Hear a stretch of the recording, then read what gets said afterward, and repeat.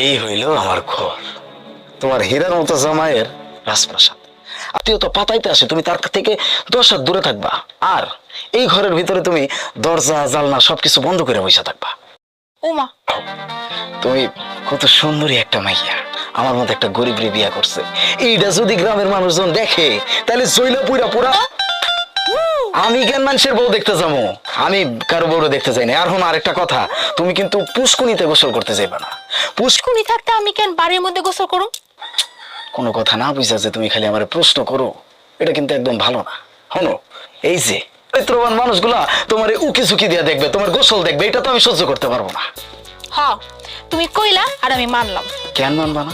দেখতে একদম ভূতের মতো দেখা যায়, আমার তো বেশি কালা। এই মহিলা যখন পুষ্কুনিতে গোসল করতে যায় তখন এই যে সুচরিত্রবান মানুষগুলোর কথা বলছি না, এই মানুষগুলা তার উকি ঝুঁকি চরিত্রবান মানুষগুলা কি করবে না? এটা তো আমি হইতে দিতে পারি না। আরেকটা কথা, এই গ্রামের যত পুরুষ মানুষ আছে, এই পুরুষ মানুষগুলো সব ঠিক আছে, এখন কি কইলা? বুইরা করে আব্বা করে ডাকো, আর যারা যে ভাইয়ের বয়সী আছে হেগো চাচা করে ডাকো। এটা কোনো কথা? অবশ্যই তোমার দিকে কখনো কুদৃষ্টি দিতে পারবে না। আর যখন তুমি জোয়ান গোলারে কাকা করে ডাকবা, তখন তারা তোমার দিকে কিসের নজরে তাকাবে? ভাতিছি, মানে নয়ন দিবে, তার 2 নয়ন দিয়া। আচ্ছা হইছে, অনেক কথা শুনছি। এখন তুমি কি এসব কথাই কইবা নাকি আমার কাছে?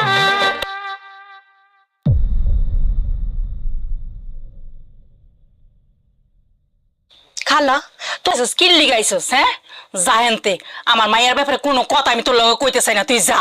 খালা, মাইয়া তো তোমারে কম না তো কারে কম, এর ব্যাপারে কোনো কথা কইতে চাই না, জানতে।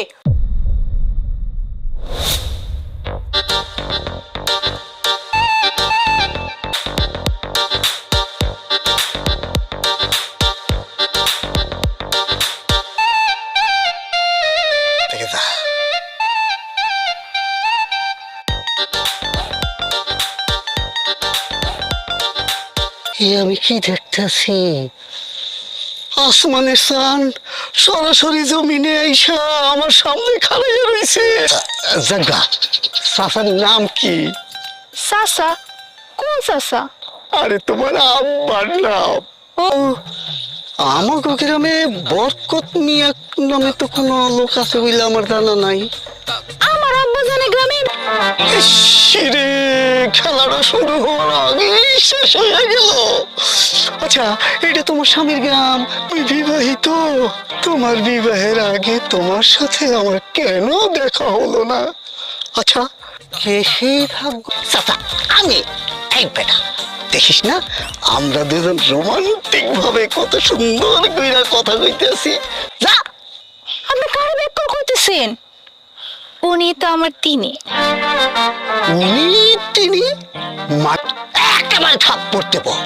তোর ঘরে নাই ভাত, নুন আনতে পান্তা ফুরায়, আর এই রকমের একটা সুন্দরী মাইয়া হইব তো? ওনার স্ত্রী। কি? এই কাইলে তোমার স্বামী? ও কেমনে তোমার স্বামী হইলো, বিয়ে দিল? এতদিন শুনছি তেলে আর জলে মিশ খায় না, এখন কেমনে মিশলো? চোখের সামনে প্রমাণ পাইলাম। থাক চাচা, আপনার মনে কষ্ট হয় না। আপনি এক কাম করেন, আমারে আর আপনার মা কবি না। ওই বেটা, আমি তো তোর থেকে বড় জোর 2-3 বছরের বড় হব, তুই আমারে ভাই করেন। যেমনি তুই একটা সুন্দরী মাইয়া বিয়ে করছস, তেমনি সুন্দরী মাইয়ারা যে কালা জামাই পা, তুই তো বিশাল সম্পদশালী হয়ে গেছস রে। তোর যে সম্পদ আছে, এই সম্পদ তো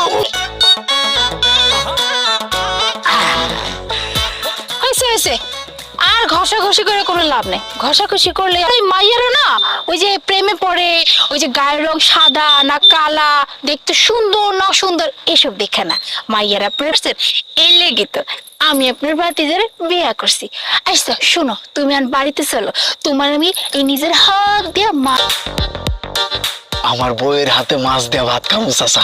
আসসালামু আলাইকুম। চলো। আর আমার ঘরে কি ভূত চলতেছে?